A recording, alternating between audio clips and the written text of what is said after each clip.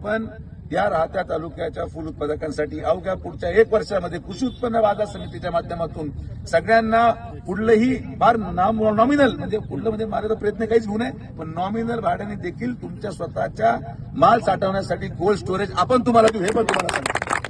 आता हे कोण देऊ शकतं?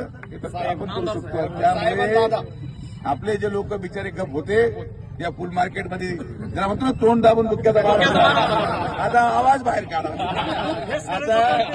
आता तुम्हाला आपण उत्तर दिलंय.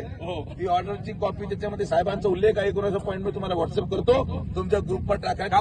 माननीय उच्च न्यायालयाने देखील साहेबांनी पुढाकार घेऊन हे फुलाची सुरुवात केलेली आहे हे ऑर्डरमध्ये नमूद केलं. त्यामुळे साहेबांचं नाव ऑर्डरमध्ये असलं बाकीचं नाव आहे का? यांचे नाव पुढे दिसत नाही, फक्त बोलतील. त्यामुळे हे डिझाईन तयार केली, काय फोटो ऑर्डर टाकून असं तसं. मी तुम्हाला कोर्टाची ऑर्डर टाकतो, संपला विषय.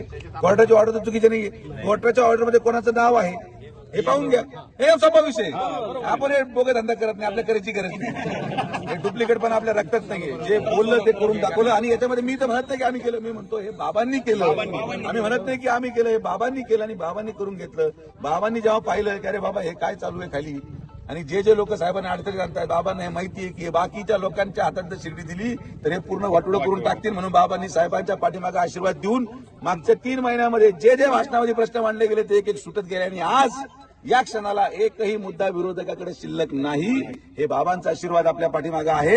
आपल्या सगळ्यांच्या प्रयत्नातून आपण जो विश्वास आमच्यावर ठेवला, जे दुःख आमच्याबरोबर सहन केलं, आमच्यासाठी लोकांचं ऐकून घेतलं, तरी सुद्धा आम्हाला सोडलं नाही. त्या निष्ठावंत फुल उत्पादकांचा आज विजय आहे. मला मुद्दामून या ठिकाणी सांगायचं आहे. म्हणून आपण सर्वजण आलात, सगळ्यांचे मनापासून आभार.